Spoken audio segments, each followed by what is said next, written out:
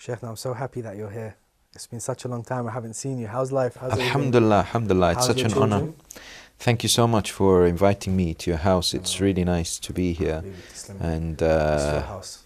it's a privilege. Alhamdulillah, they're all very well. They're growing up fast. They in school now? Yes, yes, Alhamdulillah. The two older ones are. Yeah, the two older boys, they're in school, busy. Their schedule is packed. Yeah? Sports, they're into football a lot.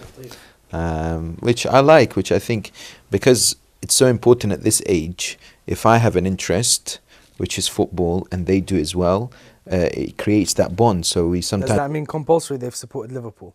well, that is kind of there. Mustahab. At the end of the day, they're free, and we have free will. Well, But that's true. but obviously, they're kind of from a young age Okay. saw my association with the team. So they're more and more into it. Either you support Liverpool or you sleep out in the garden. Or you don't get lunch. No, I was like that. You know, my son's like 8 months and I'm already thinking about his schooling and stuff. I mean, what advice would you give me about that? You found it all right?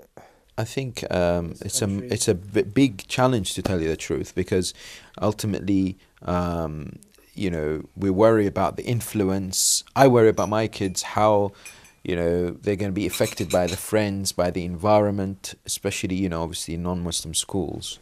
So whatever the decision is to take them to a Muslim school, a faith school, or non-faith school, the key two things I think we've got to keep in mind is discipline. Strong discipline. I think that's why we've got this salah 5 times, a day in order for us to be structured, in order for us to be organized. But discipline is so important, because out there's all kinds of these people who teach our kids this rebellious nature. Madness. Yeah, I yeah. mean, the problem is it's not like when we were younger, although maybe I'm a bit older than you. I suspect so. It was easier to control your children. There was none of this iPad and social media and all that stuff. But to be honest with you, one of the things I want to talk to you about before we have some dinner, I hope you're hungry. Inshallah. I've been cooking. MashaAllah. Look forward to it. Yeah. The building of oneself, as in not only their spiritual building, the بناء العقل, the way they think, the process and the structure of their thought process. Because the stronger the mind, the stronger the body, the stronger your decisions, the more successful you can be. Yeah. And I think in the start, you should be very positive. I think positivity is one of the key things. Would you agree on that point? Yeah, I think because, one thing that we find across the board for every person out there is the fact that we go through hardship and difficulties. It's a universal law. Allah subhanahu wa ta'ala has set it for every human being. And we don't believe anyone who comes out and says, I'm okay. I'm not going through any difficulties. I'm totally chilled and totally fine. That's not true. Every person goes through some form of test.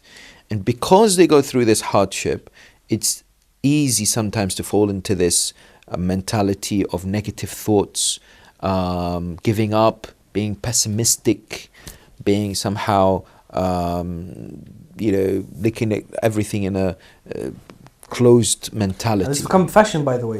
Yeah. I feel like it's become some sort of a fashion.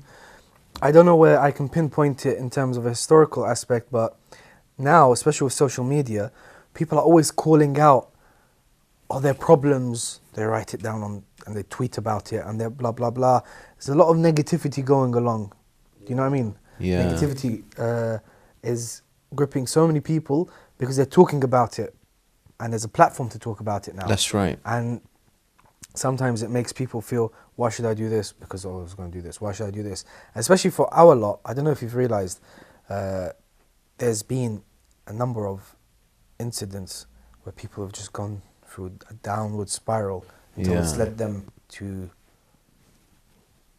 literally leaving the religion, for example, or leaving your family, or doing something like that. I mean, I get the older generation, they had it hard. For example, for people like me and you, we have Iraqi origins.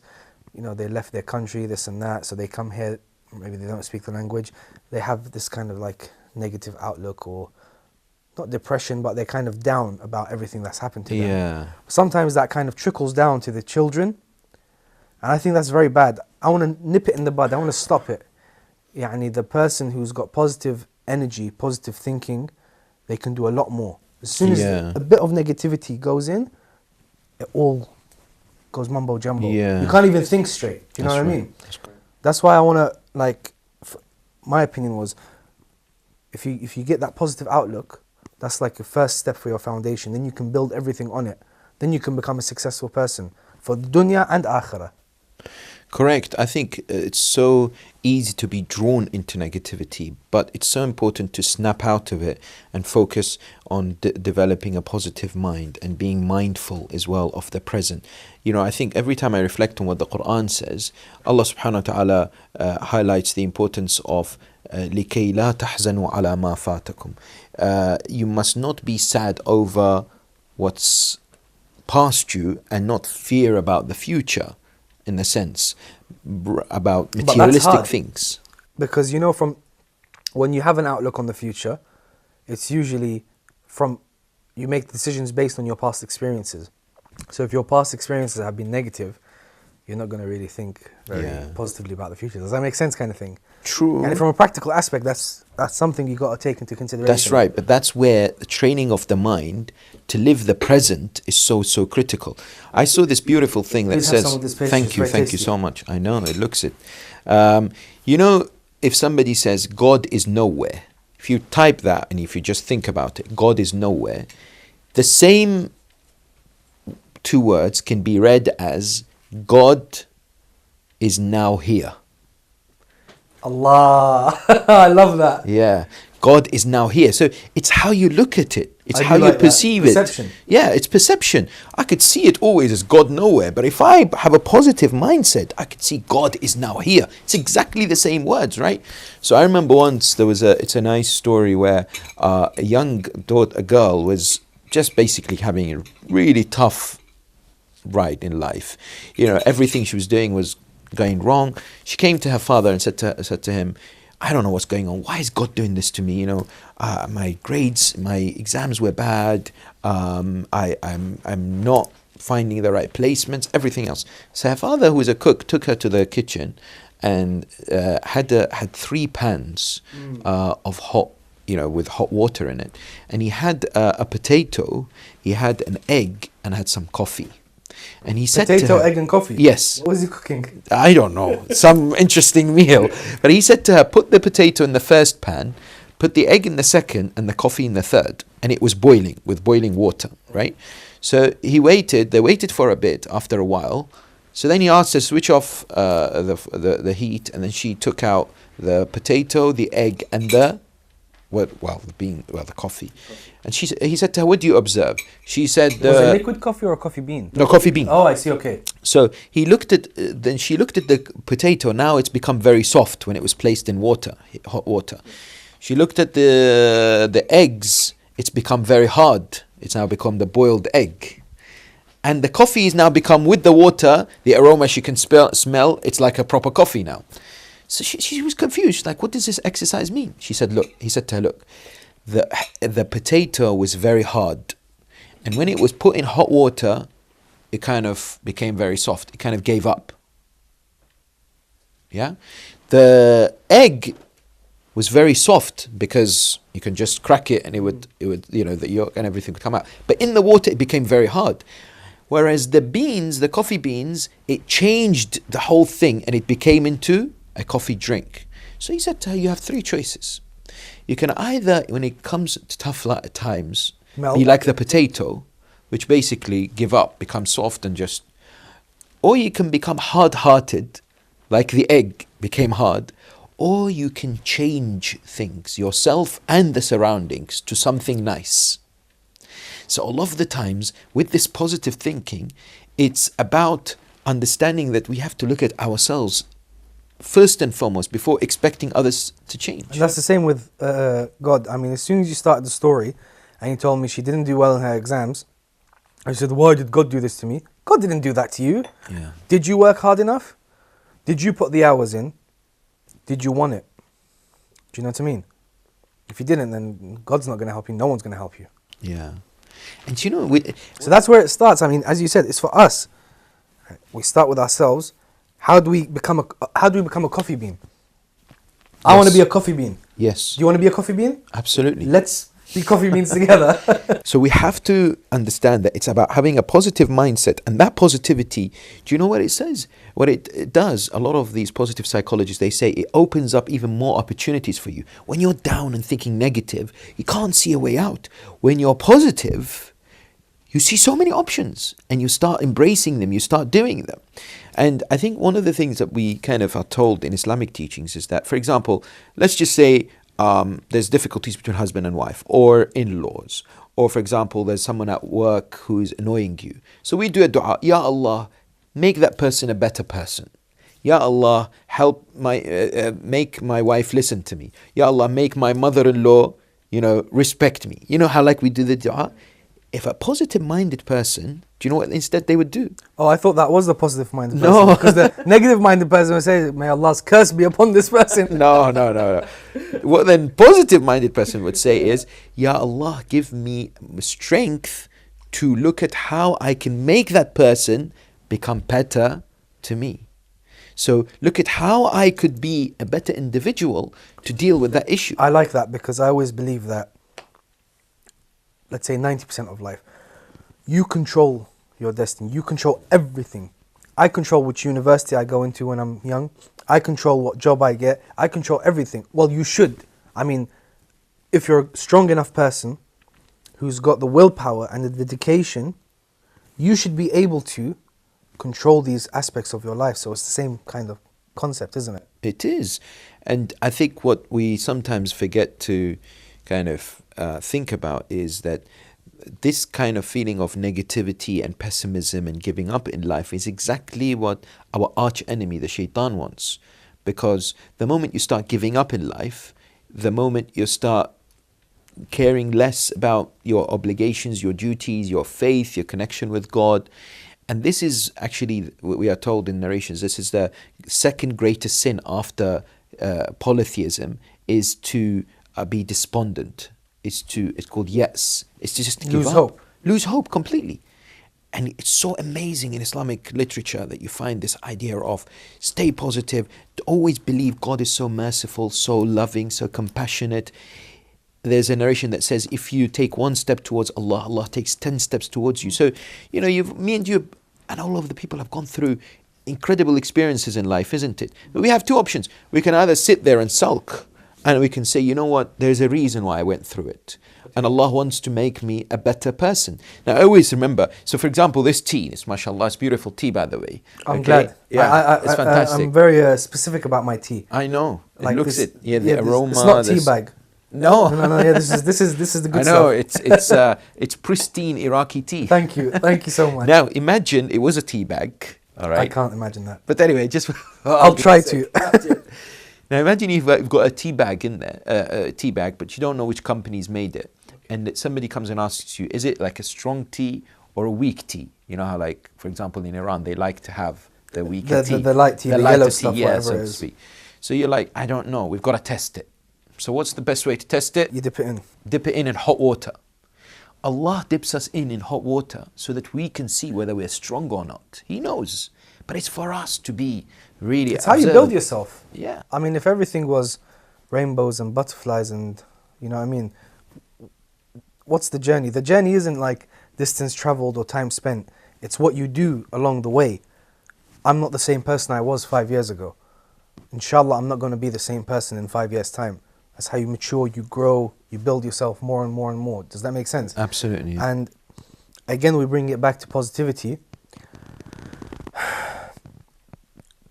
There are things you can do, Sheikh Nasi. I have this problem sometimes when I speak to Shabab, the youth. Oh, I don't like the atmosphere at home. Oh, I don't like the atmosphere at school. Oh, I don't like my atmosphere at work. Change it. You don't feel comfortable at home? Go to the library. Go to a coffee shop. You tell me I can't study at home because it's negative energy. My mum shouts at me, my da-da-da-da, this and that. You know, for the younger kids, we hear all sorts of things. And it brings them down. I can't do this anymore. Why? Because of this and this and that. again, it's in your hand. You change it. Make the steps. Look for the positivity. Strive to it. I don't like this atmosphere in this job. Look for another job. Don't just, don't be content. Something that I always liked when I was young, a friend of my father's, who's a scholar, told me that the Shia of Ahlul Bayt alayhim salam, he said it in Arabic, he's like, mumayyazeen. He's like, they're like the best at what they do. They're always very unique because they always strive to be the best in every field they go into, in everything. He's like, and if you look through history of the ashab, of the ulama, they're not normal people. Although it's not like they weren't born normal people, everyone's born pretty much the same. But they strived to be the best they can be because that's exactly what the Ahlul Bayt alayhim salam want from us.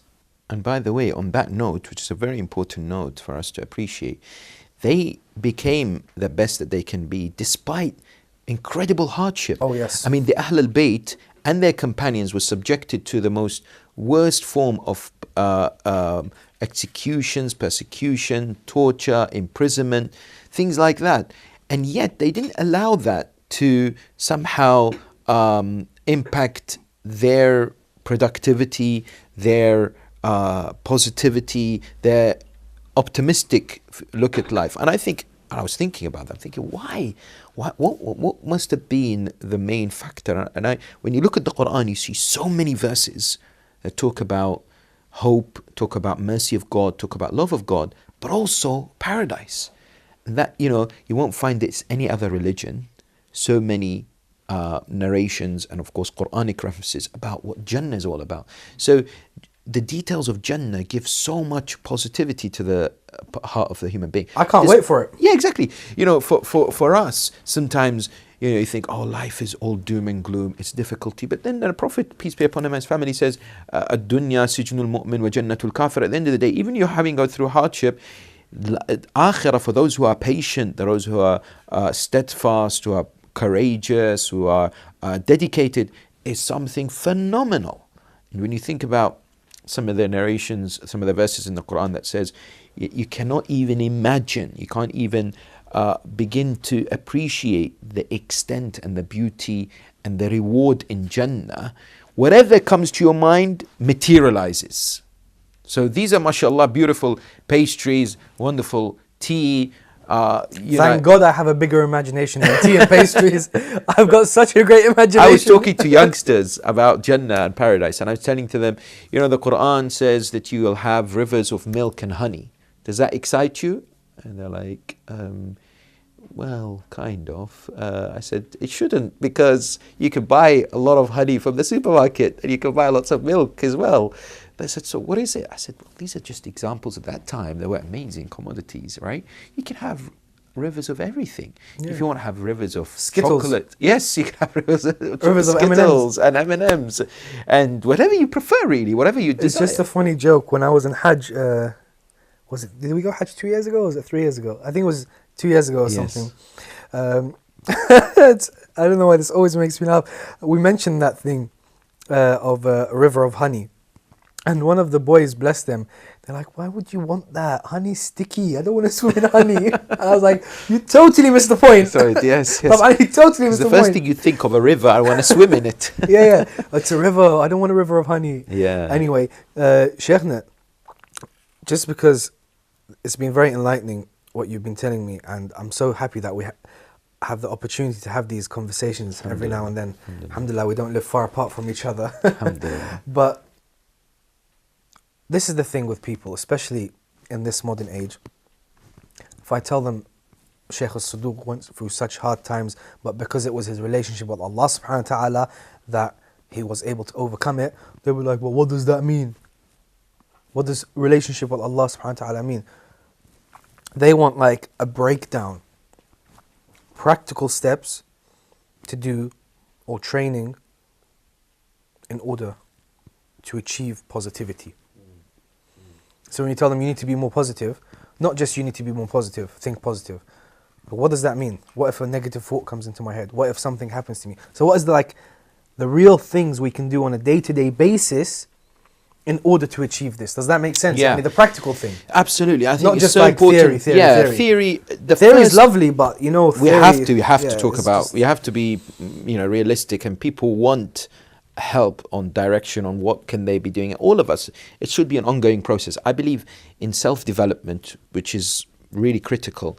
Everything must and definitely 100% categorically should begin with Allah subhanahu wa ta'ala, in the sense that we beseech Him, we ask Him, we supplicate to Him, and we rely on Him. To start off with, Ya Allah, I want to be positive, I want to be optimistic, I want to be a better human being, I want to have self-development, help me. And without His help, it's never going to happen. It's not going to happen. So I'm not going to go into the books and the self-help sites and all that first and foremost. But is that, are there sites, are there workshops? Yes. Is there, that's what I'm So talking- many things. So provided I've begun this process in the right foundations, which is to depend on Allah and to place all my trust in Allah, and Allah subhanahu wa ta'ala wants me to be positive, because that was the method of the prophets and the imams. Despite all that they encountered, when they faced people, they were still beaming with optimism and positivity. They would tell people that, work hard, God will forgive you, God will overlook your mistakes, and so on and so forth. And it would tell them about the brighter future, and so on and so forth. So being inspired by these glorious individuals helps us to proceed. Now, if you then go on, there are so many tools out there. Alhamdulillah, we live in a time where we have so many bits of information at our disposal, very easy to get, but sometimes we get bombarded by wealth of information. You just type positivity on Google, for example, and you're just, facing Action hundreds heroes. of thousands of You straight away get a picture of comic heroes. yes, comic heroes, videos and books and articles, and you don't know where to start. But from my understanding, as far as, for example, some of the Islamic recommendations, there's no harm, and sometimes it's good to read all the other texts, the psychologists and stuff like that. I do have a nice story from the Bible, by the way. When I was very young, I used to go to a Church of England primary school, which is normal in London. Most of the primary schools are either Catholic or Church of England. And when you leave in year 6 to go into secondary school, they usually give you something. So they gave me a dictionary, and in the dictionary, it had a little piece of paper, and it said a story from the Bible. And basically it's about a man who's walking along a man who passes away and sees the footsteps of his life in sand on the beach. And the more he looks at the footsteps, the more he realizes there's 2 pairs of footsteps. Apart from the hardships that he goes through, there's always 1 pair of footsteps. So he says to God, why did you leave me in my hardships? Whereas God replies to him, I did not leave you, but when you went through hardships, I picked you up and walked you. And although this is from another book, but it can be inspirational. It was inspirational to me. Yes. And when I grew up and learned more about Islam, I realized very similar messages, do you know what I mean, in our religion. And but that story, just as a story by itself, I can't even tell you where it's from, what book or anything like that. It just always stayed with me. It's true. Allah subhanahu wa ta'ala, He gives us the strength through the hard times. Yeah. And that's a nice message of positivity. On that note, what I would I'm sorry if that was like sidetrack or something. Absolutely but I thought you'd appreciate that. On track. You do a lot of like interfaith work. That's a nice one. That's a beautiful story. I think on that note, what we are told to do is to first of all appreciate the universal system of trials and afflictions, meaning that we're going to be tested, whether we like it or not. حسب الناس أن يتركوا أن يقولوا آمنا وهم لا يفتنون. They're going to be definitely tried. Now, once I realize that, then I have to then appreciate that it's good for me, that I will become hopefully a better person by doing this, by going through this, but being patient and relying on God, okay?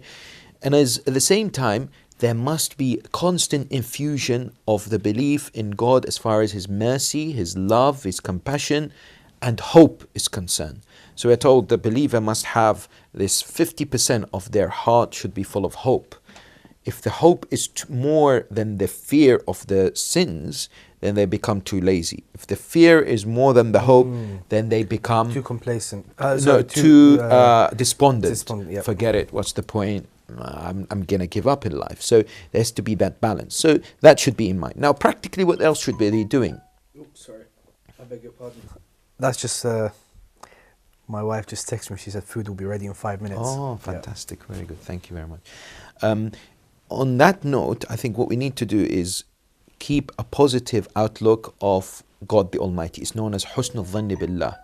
To believe in Allah, to believe Allah will actually help us. And that's very, very important. You know, when we pray to Allah and ask for our hajat, we shouldn't be thinking, you know what, I don't think it's going to happen, but I might as well ask it anyway. That's wrong. At the outset, we've failed, and we have to have that optimistic belief and positive outlook to the response from the Almighty. Next time you have like a series of lectures, inshallah, on the Husayniyah, please focus on this point. I really want the youth to hear that, especially when they're doing the dua. We need to understand how merciful Allah subhanahu wa ta'ala is, because when we do, we're going to be a lot more positive. Yeah. And I love that point. Absolutely. It's so crucial. And the other thing that we're told is quite interesting, and I've read this actually in self-help books, they're available as well, is what is known as talqeen. Talqeen means self-affirmation. So instead of waking up in the morning and thinking, oh my God, I have this and this is never going to happen, remove these words from your vocabulary and Which the thoughts. words? These things, well, I'm too weak, it's not going to work, it's all doom and gloom. Whereas say, no, I can do it, it is definitely possible, I'm going to try hard to do it. I like that. That's like a real practical step that everybody can try within their life. Change the way you speak. Yes. When you change the way you speak, you change the way you think. Yes. That I like. In other words, you start believing. You start placing it in your mind that you can do it. You know, it is definitely possible. And it is possible. So the more you believe, the more you'll see outcomes. And in fact, we are told having a positive demeanor as well, like always smiling. So, you know, we're told a believer is somebody whose facial expressions is one that's beaming. It's not one that is doom and gloom. You know, you see sometimes people are like, really, you think, oh my God, they're carrying the world's weight on their shoulders. Whereas a believer should be, and we are told the smile is a hasana. The Prophet of Islam, peace be upon him, in his project says, you know, the smiling is a hasana. So that is also very, very important. And I think the other thing we can do to kind of stay positive is to surround ourselves with positive-minded people. I like that. That's the 100%. You know? The thing is, if you find yourself, you're in a group of friends and they're not pushing you to something good, you need to change your friends. You need to change your circles. Even as married couples, like there's something with my wife, we don't have many people. We go to their house and they come to our house, because having a lot of friends, firstly, is not a great thing to do, but you need to pick your friends wisely. When they come into the house, they need to bring positive energy with them. Yes. When we go to their house, it's kind of the same thing. Do you know what I mean? It's so easy to complain. You know, I see sometimes on the news, people, for example, have been liberated, or Allah subhanahu wa ta'ala has removed tyranny from them, and they can build their communities, they can move forward, but all they say is, oh, we don't have food, there's no electricity, there's no this, there's that. Okay, so that's a challenging element as well. And the other thing I would say is, which is very, very important in positive outlook and positive psychology, is to capitalize and really grab every opportunity that's given in our way. So Allah subhanahu wa ta'ala constantly sends us sometimes messages, sometimes certain events, sometimes times of the year where it is a good chance to break out of the cycle and to do something good to help ourselves, but also help others as well. Yeah. So of course we have the month of Muharram, we have the month of Ramadan, we have the season of Hajj, we have different times of the year when we go to certain places like ziyarah and stuff. Arba'in, amazing. Take the positive elements. But even in this country, we can use, I know this sounds a bit funny, but I don't know what Islamic viewpoint of this, but if you can help me, but Christmas.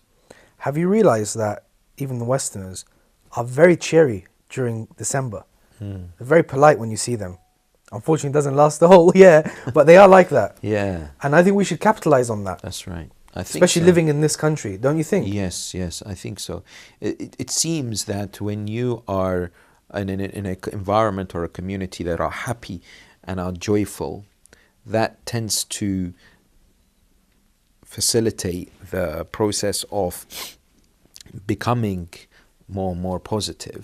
And within that, actually, Islamic teachings encourage us to look for improving the lives of others and fulfilling their needs and wants. So this idea of qada hajat al-mu'min. If somebody comes to you and wants some help, you will feel good when you help them.